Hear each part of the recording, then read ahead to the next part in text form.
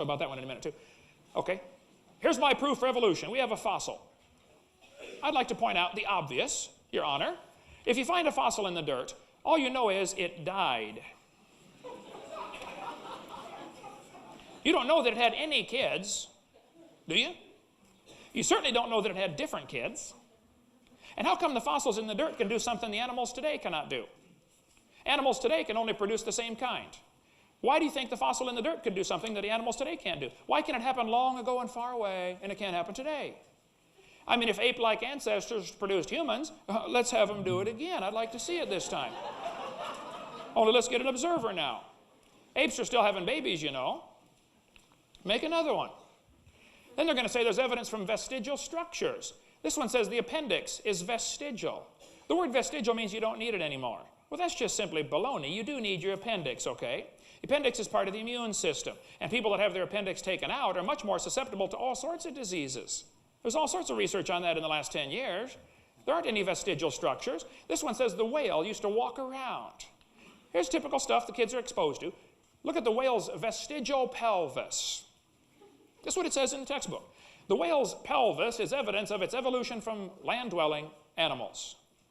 Four-legged land-dwelling animals. Well, just hold on a second. Those bones right there in the abdomen of the whale are anchor points that muscles attach to. And without those muscles and those bones, the whales cannot reproduce. That has nothing to do with walking on land. It has to do with getting more baby whales.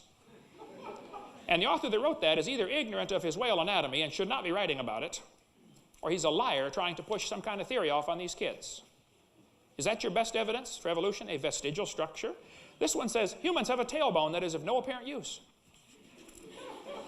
Well, my wife broke hers 3.5 months ago, and she's in excruciating pain tonight, 3.5 months later. Trust me, you need your tailbone. I was in a debate in North Alabama with the president of the North Alabama Atheist Association. He got up in front of God and everybody and said, folks, we got proof for evolution. The human tailbone, you no longer need it. I said, Mr. Patterson, I taught biology and anatomy. I happen to know there are 9 little muscles that attach to the tailbone, without which you cannot perform some very valuable functions.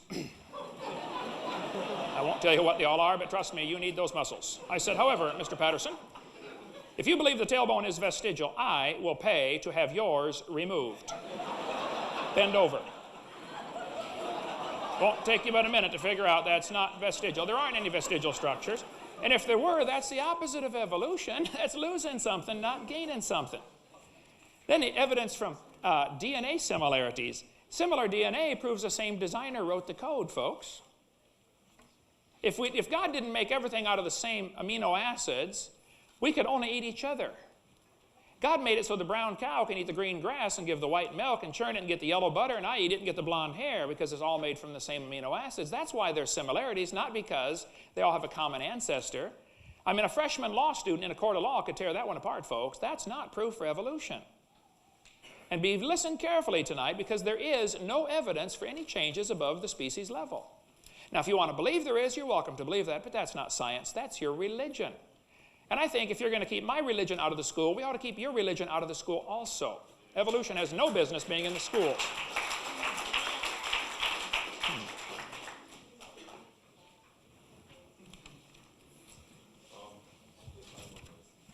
Oh.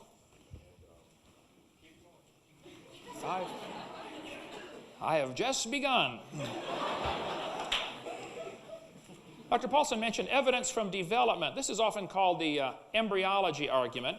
This textbook tells the kids the similarity between early stages in development of many different animals helped convince Darwin that all forms of life shared common ancestors.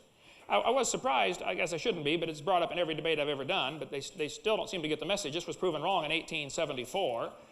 Those little folds of skin under the jaw of the human embryo are not gill slits. They develop into bones in the ear and glands in the throat. They never have anything to do with breathing. They are not gill slits. And it ought to be criminal to call them gill slits. And any textbook author that puts that, any teacher that teaches that to his kids in school, after he's exposed to the truth, he should be fined at least or expelled from teaching if he's going to deliberately lie to the kids. Ernst Haeckel, embryology professor at Jena in Germany, at the University of Jena, he read Darwin's book in 1860. He loved it. It converted his whole way of thinking. His lifestyle was changed. Ernst Haeckel taught embryology, the study of embryos. Ernst Haeckel made this drawing right here, similar to the one Dr. Paulson showed us a moment ago, about the embryos having gill slits and tails. Haeckel made up this entire thing in 1869. He was trying to help Charlie out because Charlie said we should find evidence for my theory. 10 years later, they had none, so Haeckel made some up. On top are Haeckel's drawings. Underneath are actual photographs of those creatures. Now, either Haeckel is a lousy artist or he is a liar trying to promote some kind of religious worldview. Having studied it quite a bit, I'm convinced he was just a liar, that's all. He was actually convicted of fraud by his own university. In 1874, they had a trial, and Haeckel was convicted of fraud. I mean, convicted their own professor. But Haeckel's drawings still appear in textbooks today.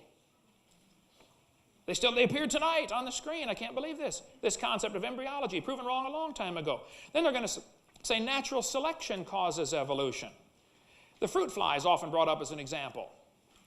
They nuke these flies and microwave them and x-ray them and get them to have all sorts of mutated babies. They get flies with curled wings. They can't, fly around. Flies with no wings at all. What do you call that? A crawl? He can't fly. But you get all these mutated flies, and every fly they get's worse off than the original fly. And that's proof of how we get ahead. Folks, that's not evolution. It's still a fly. And it's a worse off fly. This one about the peppered moth was proven wrong several years ago. The guy had to glue dead moths to the trees in order to take the picture for your textbook, kids. The peppered moth experiment is baloney. It didn't happen. It didn't work. But it's still in the textbooks. Then the evidence from structure, called the homology argument. He mentioned this as one of his evidences for evolution, his lines of reasoning. Similar four-limb structures in the human, the cat, the whale, the horse, etc. It's true, there's a similar design in the forelimb. I don't argue with that. I agree. I taught biology for years. But similar structure proves a common designer. Doesn't prove a common ancestor. And if you were in a court of law and you brought this up as evidence for evolution, I'm telling you, a freshman law student would poke the holes in this one. Say, excuse me, Your Honor, this doesn't prove we had a common ancestor. Couldn't it prove the same guy designed everything? I could point out that the lug nuts on a Chevy will screw onto a Pontiac.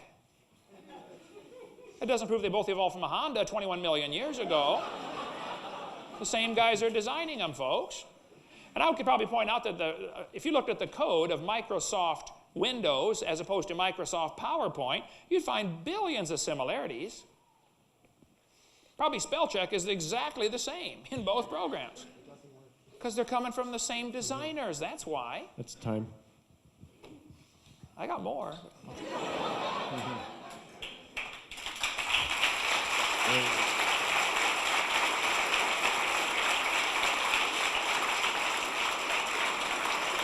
Thank you. Please, Dr. Paulson can begin.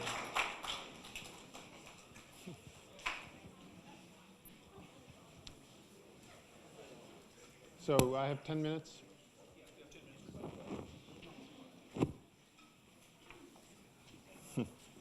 Okay. Well, you can probably tell that Dr. Hovden's given his presentation hundreds of times, thousands of times. Is this still on? And this is the first time I've spoken publicly about evolution. But, so he's got some good jokes. But unfortunately in science, truth is not determined by who can tell the best jokes. So we have to look at evidence. Dr. Hovden has, to be quite frank, he's made a lot of false and misleading